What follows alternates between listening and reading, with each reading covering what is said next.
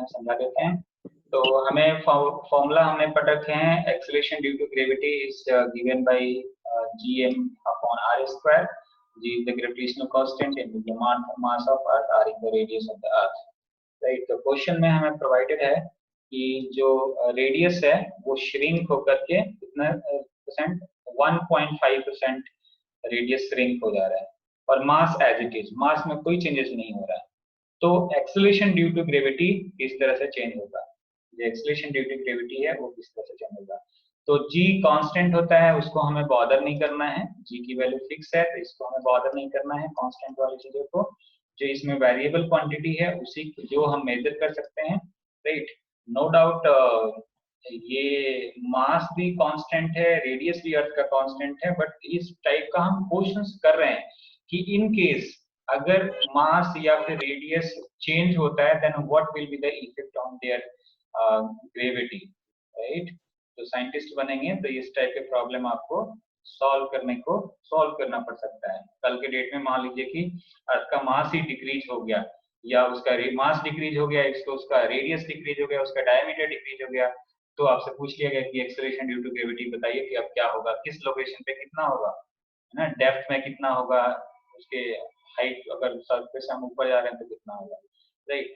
तो पहले वाले कॉन्सेप्ट को भी इसमें ध्यान रखेंगे कि जी का हमें इसमें काउंट नहीं है, और क्वेश्चन में बोल दिया गया है कि मास सेम रह रहा है, तो मास को भी हमने हटा दिया, तो यहाँ पर केवल रेडियस रह गया, तो रेडियस का स्क्वायर होता है, तो ये ऊपर हो गया -2, राइट, -r⁻², तो प्रीवियस जैसे डेल्टा जी अपॉन जी और डेल्टा आर अपॉन आर, और ये पावर पहले आ जाएगा, यहाँ पर ये माइनस साइन इसमें इंक्लूड कर रखा है, राइट। जस्ट इसको से यहाँ पर समझाने के लिए कि रेडियस रिड्यूस हो रहा है, डिक्रीज हो रहा है, तो ये -1.5%, राइट। बेसिकली ये एरर आप मैग्नीट्यूड में कैलकुलेट करते हैं, right.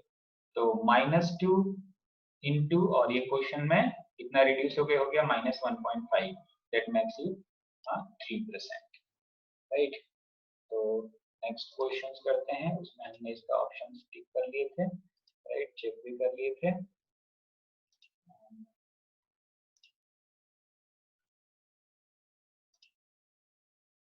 Next question is, if the radius of the earth contracted by 2% and its mass remains same, then weight of the body at the earth's surface. एक conceptual question है, अब आपको बताना है कि will decrease, will increase, will remain same या none of these. Will increase. क्या increase करेगा? weight increase कर जाएगा surface पे। If the radius of the earth contracted by 2%, radius कम हो गया, and its mass remains same, previous जैसे थोड़ा सा इसका hints ले सकते हैं, मास में कोई चेंज नहीं हुआ, रेडियस डिक्रीज होकर के 2%, पहले वाले क्वेश्चन में रेडियस उसका जो डिक्रीज हो रहा था, कॉन्ट्रैक्ट हो रहा था, रिड्यूस हो रहा था, दैट वाज 1.5%, बट इसमें दे रहा है 2%, right?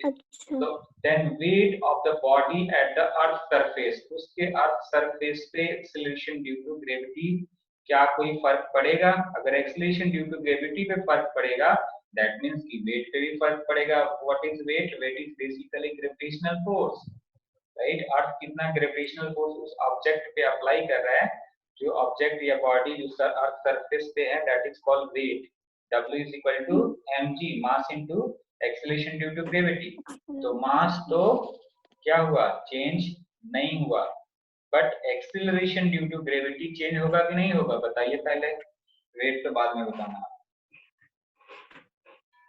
Acceleration due to gravity पे कोई फर्क पड़ेगा? नहीं फर्क पड़ेगा। अभी तो हम लोगों ने क्वेश्चन किया, ये क्वेश्चन अभी सॉल्व करके हट रहे हैं कि एक्सेलरेशन ड्यू टू ग्रेविटी, ये देखो 3%, उसमें एरर होगा। If the radius of the earth shrink by 1.5%, mass remains same, that the value of acceleration due to gravity changes by acceleration due to gravity 3% change हो जाएगी। That means कि g की value जो पहले था वो change होगा। क्यों चेंज होगा? क्योंकि उसका रेडियस चेंज हो गया है ना, वो का श्रिंक हो गया, तो यहाँ पर 2% 1.5% की जगह क्या हो गया 2% हो गया। तो अब कितना आंसर आना चाहिए, ये कितना आएगा 4%, राइट। हाँ 4% एक्सीलरेशन ड्यू टू ग्रेविटी हो गया।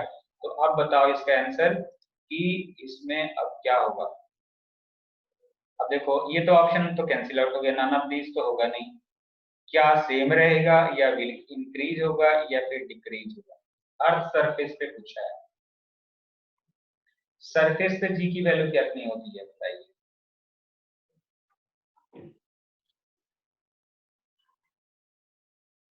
सरफेस पे जी की वैल्यू कितनी होती है।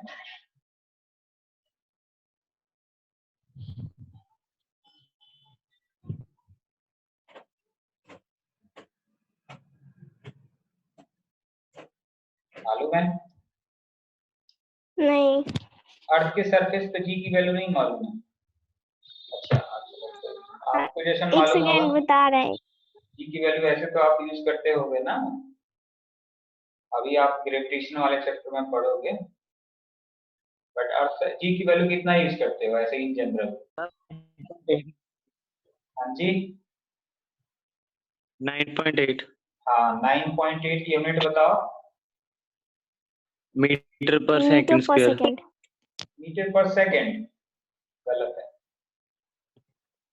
मीटर पर सेकंड स्क्वायर सर। हाँ मीटर पर सेकंड स्क्वायर, क्योंकि एक्सेलरेशन है, राइट। तो जो हम लोग वो क्वेश्चन मेरा कर रहे हैं, तो जो हमारा क्या कहते हैं रेडियस, अब देखो इस फॉर्मुलेशन से यहाँ पर सॉल्यूशन बता दूं, सेम फॉर्मुलेशन से भी क्वेश्चन सॉल्व होगा, g equal to gm/r²।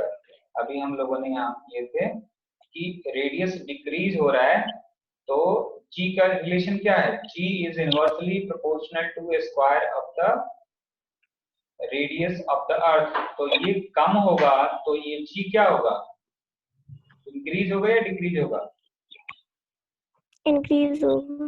Increase होगा क्योंकि ये कम हो रहा है। अगर ये पोर्शन, ये जो डिवाइड का जो पोर्शन है, ये अगर इंक्रीज होता तब ये डिक्रीज होता।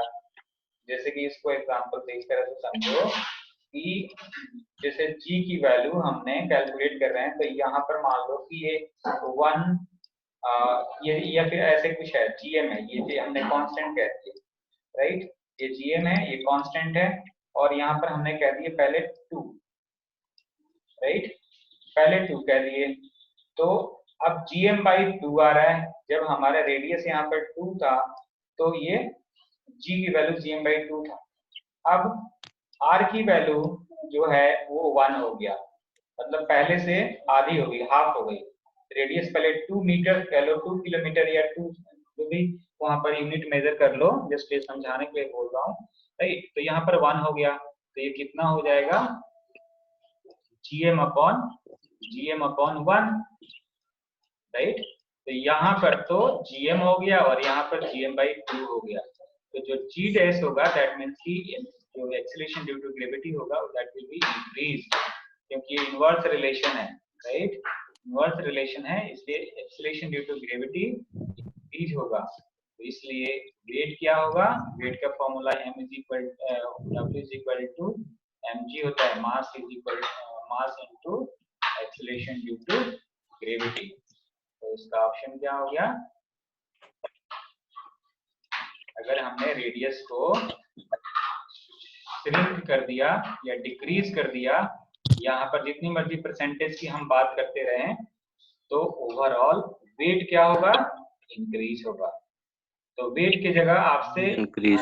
हाँ ये बी ऑप्शन होगा, राइट। इसको चेक भी कर लेते हैं, बी सही है। तो यहाँ अगर वेट की जगह एक्सीलरेशन ड्यू टू ग्रेविटी भी पूछा जाता तो भी आप विल इंक्रीज कहते हैं, राइट। तो इस कॉन्सेप्ट से आप इसको सॉल्व करेंगे। और भी क्वेश्चन करते हैं। Next, what is the number of significant figures in 0.410 into 10⁻⁴। बताइए सिग्निफिकेंट फिगर्स बेस्ड है क्वेश्चन। ये तो अगर आपको रूल मालूम होगा तो इसको आप बता सकते हैं।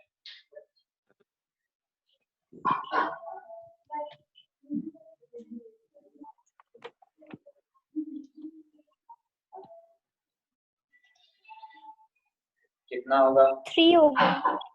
3 होगा ना, ये पॉइंट के बाद 4103 है. This will not be counted as a significant number, right. 0 to the left of non zero, इसमें रूल्स बता रहा है सॉल्यूशन में कि 0 to the left of non-zero digit is insignificant, right? But 0 to the right of a non-zero digit are significant, therefore hence insignificant digits. Right? तो यहाँ पर option क्या हो जाएगा? ये significant figure का जो रेगुलेशन है, तो उसको एक बार आप पढ़ लेंगे, तो ये 3 होगा, right? नेक्स्ट करते हैं. What is the number of significant figures in? इसमें बताओ कितना होगा?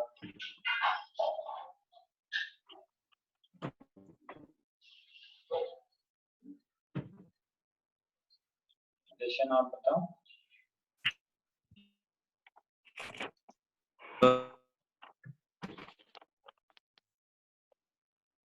3 होगा इसमें भी. इसमें भी 3 होगा. क्यों होगा ये भी बताइए. आप जशन कितना बता रहे हो?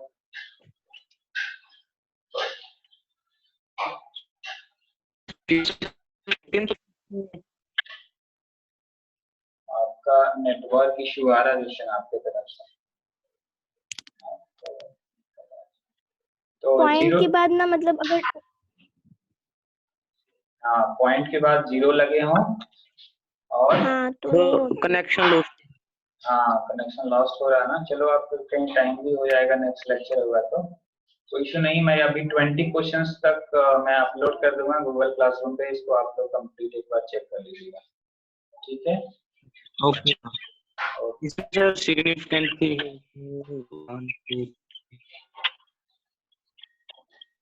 तो इसका आपने 3510. तो 0 to the left of non-zero digit is insignificant. ये नॉन जीरो डिजिट 5 हो गया. उसके पहले जो 0 है वो नॉन इनसिग्निफिकेंट है, but 0 to the right of non zero digit are significant. ये नॉन जीरो है, उसके बाद जो 0 है that is significant and 3 significant digits. तो 19 का ऑप्शन ये 3 हो गया, ये सही है. और 20 देख लेते हैं. What is the number of significant figures in 1.0023? इसका बताओ. जशन आपको लीव करना है, लीव कर सकते हैं. अगर नेक्स्ट क्लास हो विद इन 1 मिनट मैं भी लीव कर दूंगा, बस एक कुछ क्वेश्चन को कंप्लीट करके. राइट, गूगल क्लास इसमें 3 होगा. इसमें भी 3 होगा. कैसे होगा 3 बताओ. 1.0023 है. बहुत ध्यान से बताओ. 5. हाँ नहीं, इसमें 5 होगा. 5 होगा. ठीक है, 5 सही है. देखो इसका 19 का 20 था ना, 20 का हो जाएगा. Zeros between two non-zero digits are significant. ये रूल याद रखना है कि 2 non-zero digits के बीच में अगर either वो डेसिमल हो चाहे नहीं हो, वो मैटर नहीं करता. वो जीरोस को हम सिग्निफिकेंट फिगर्स काउंट करते हैं. तो 20 का आंसर हो जाएगा 5. तो इसके लिए सही है. तो बाकी हम कल करते हैं इसके आगे, राइट.